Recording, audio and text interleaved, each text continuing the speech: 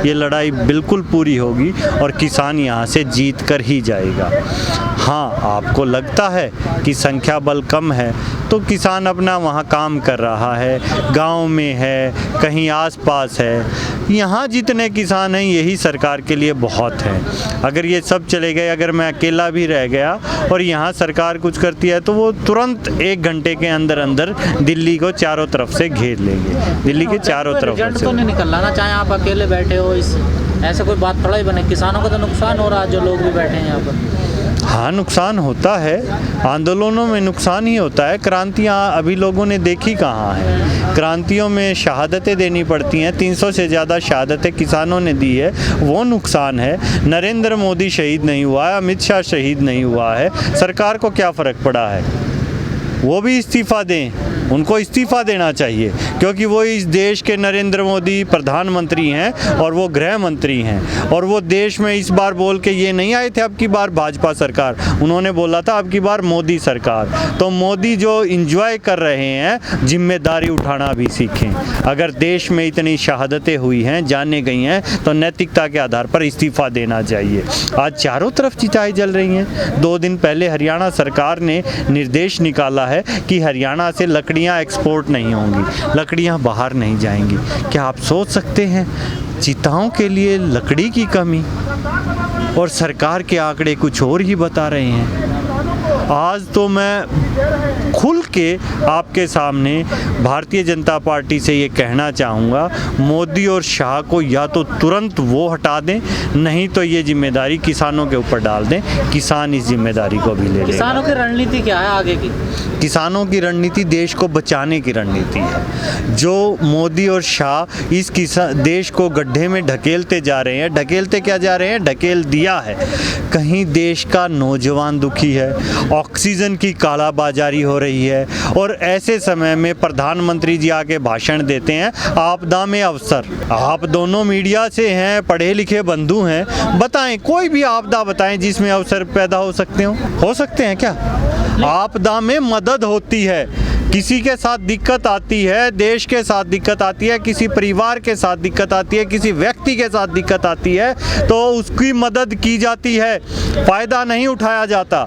कोई डूब रहा है उसे बचाया जाता है, ये नहीं कहा जाता कि 50,000 रुपये देगा तो बचाएंगे। किस लिए? क्या कर रहे हैं मोदी जी, क्या कर रहे हैं अमित शाह? कहाँ? आज ही तुरंत इस्तीफ़ा दें, और बीजेपी के पास और बहुत लंबी लाइन है, किसी और को गृह मंत्री और प्रधानमंत्री बना लो, देश इनसे छक चुका है, पीछा छुड़ाओ। आपने कहा कि देश को बचाने की लड़ाई लड़ रहा है। इन 5.5 महीने होने वाले हैं, आपको कितना बचाया आपने, कितना % देश को बचा लिया अब तक? क्यों नहीं बचाया? आज ये जो लंगर लग रहे हैं, ऑक्सीजन के लंगर, आप कैमरे घुमा के वो भी दिखाइए, क्या उससे नागरिक देश का नहीं बच रहा है या विदेश का बच रहा है? कौन बच रहा है? जब पिछले साल लॉकडाउन हुआ था, जब इस किसान ने खाना खिलाया था जाते हुए मजदूर को, वो इस देश का नागरिक था या कहाँ का नागरिक था? संगठन काम कर रहे हैं, तमाम संगठन भी कर रहे थे वो तो। हाँ, तो संगठन काम कर रहे हैं, तभी तो हम सड़क पर हैं। अगर नरेंद्र मोदी, अमित शाह ये काले कानून नहीं लेके आते तो हम सड़क पर नहीं आते।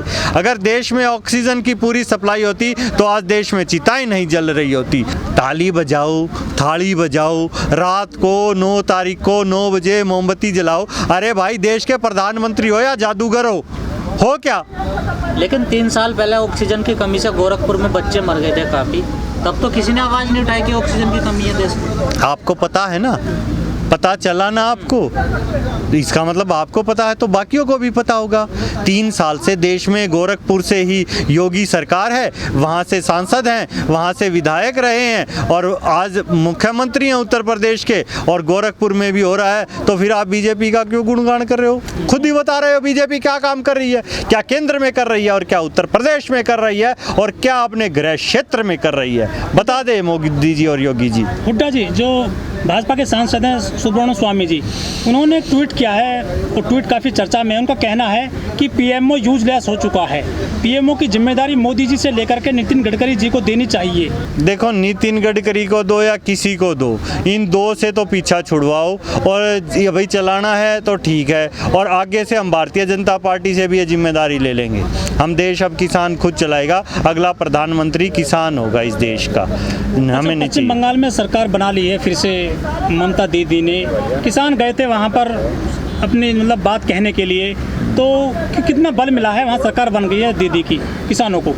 हाँ, तो किसान जो कह के गए थे वो पूरी करके आए हैं। किसानों ने इस बार ममता दीदी की सरकार बनाई है, अगली बार उत्तर प्रदेश और पंजाब का चुनाव आ रहा है, अभी देख लेना किसान की ही सरकार बनेगी। योगी मुख्यमंत्री नहीं रहेगा, ये बाबे नहीं चाहिए हमें, इस बार किसान मुख्यमंत्री आप होगा। कह रहे हैं बार बार कि किसान प्रधानमंत्री बनेगा, किसान की सरकार बनेगी, कैसे बनेगी ये भी तो बताइए। इस बार किसान आएगा, इस बार किसान आएगा राजनीति में। उत्तर प्रदेश की राजनीति में अब चुनाव होगा, पंजाब में चुनाव होगा, आने वाले 5 राज्यों में जहां चुनाव है वहां किसान अपने कैंडिडेट खड़े करेगा। इस बार किसान सिर्फ ये नारा नहीं देगा कि भारतीय जनता पार्टी को हराना है, इस बार किसान ये नारा देगा इसे जिताना है। निर्दलीय खड़ा होगा या पार्टी बनाएगा? पार्टी बना लेगा, निर्दलीय खड़ा, उसका जो मन करेगा वो करेगा। देश में वो स्वतंत्र है, वो गुलाम नहीं है किसी तरह का। लेकिन 2 पार्टियां हैं किसानों की, लोक दल और राष्ट्रीय लोक दल, उनका जनाधार तो खत्म है। कोई बात नहीं, जनाधार कहाँ खत्म है, चुनाव लड़ा नहीं है, लोक दल ने चुनाव लड़े नहीं है, लोक दल ने संरक्षकता की है।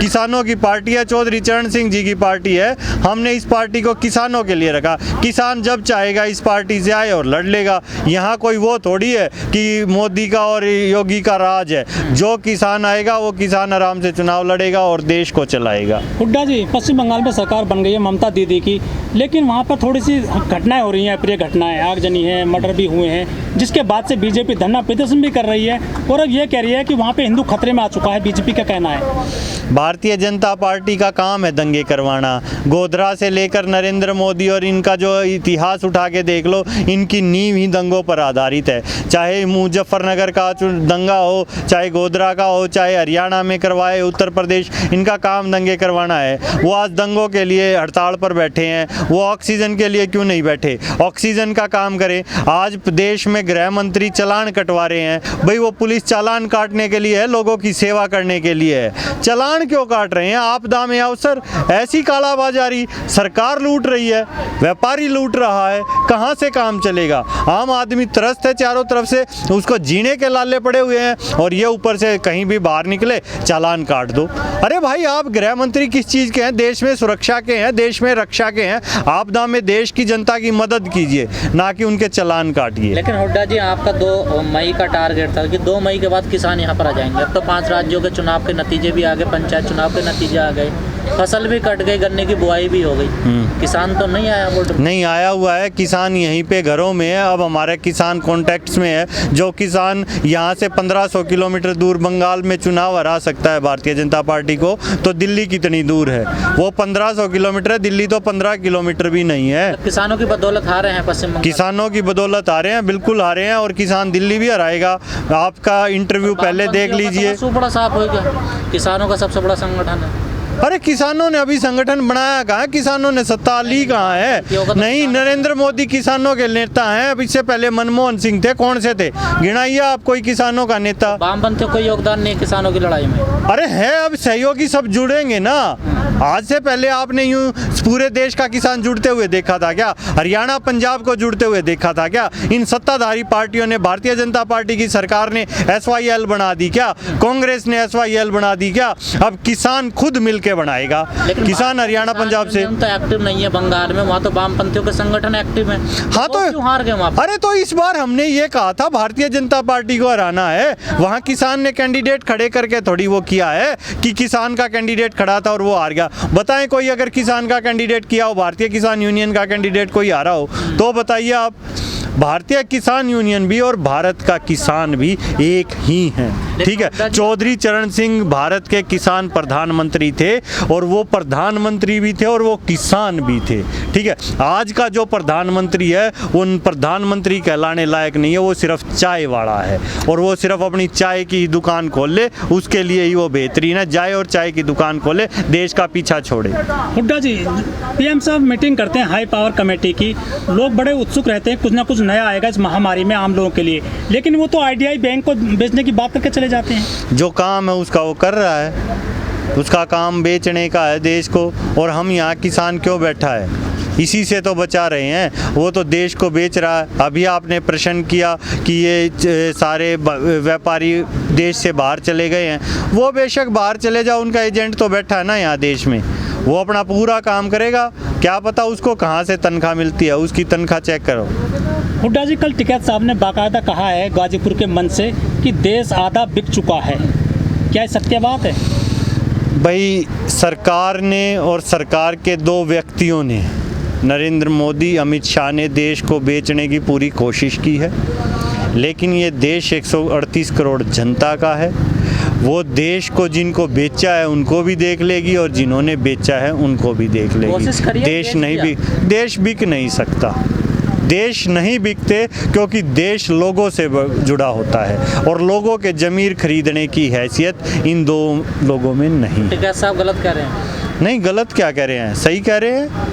गलत क्या कह रहे हैं कि देश बेच दिया, आप मना कर रहे हैं कि देश। हाँ, तो उन्होंने देश की संपदा को बेचा है ना, लेकिन देश की संपदा को किसान लेगा ना। क्या नहीं बेचा उन्होंने, कहाँ क्या नहीं किया, आप बताइए ना, कौन सी कंपनी नहीं बेची? LIC, BPCL, कितनी कंपनियां बेच दी। IDBI बैंक आप खुद बता रहे हैं बेच दिया, वो भी तो देश का ही था, मंजूरी हो गई है उसको। हाँ, तो ये चीज़ें देश के बाहर की हैं क्या? अमेरिका की हैं, यूरोप की हैं, कहाँ की हैं ये चीज़ें? इस देश की ही हैं। आप बातों को घुमा रहे हो, वो बेचने की कोशिश कर रहा है लेकिन हम उससे छीन लेंगे। कहाँ तो रोक तो नहीं पा रहे ना, बिक तो रही है ना। हाँ, तो यहाँ बैठे हैं ना, हम कहाँ जाएंगे? जोड़ा उठा के जाने नहीं देंगे, ठीक है। धरती बहुत गोल है और कहीं भी नहीं जाने देंगे। एक एक चीज़ का बदला लेंगे और एक एक चीज़ का हिसाब लेंगे। ये भारतीय जनता पार्टी सुन ले, ठीक है, समझ ले, कहीं वो बाद में यूं कहे कि नहीं ये तो नरेंद्र मोदी और अमित शाह ने किया था। भारतीय जनता पार्टी की सरकार है, या तो इन दोनों को हटा दे, ठीक है, और अपनी जिम्मेदारी से रूबरू हो, नहीं तो बाद में ये माफ़ी नहीं दी जाएगी कि नहीं ये तो उन्होंने किया था, हमारी क्या गलती है। किसान पीछा नहीं छोड़ेगा।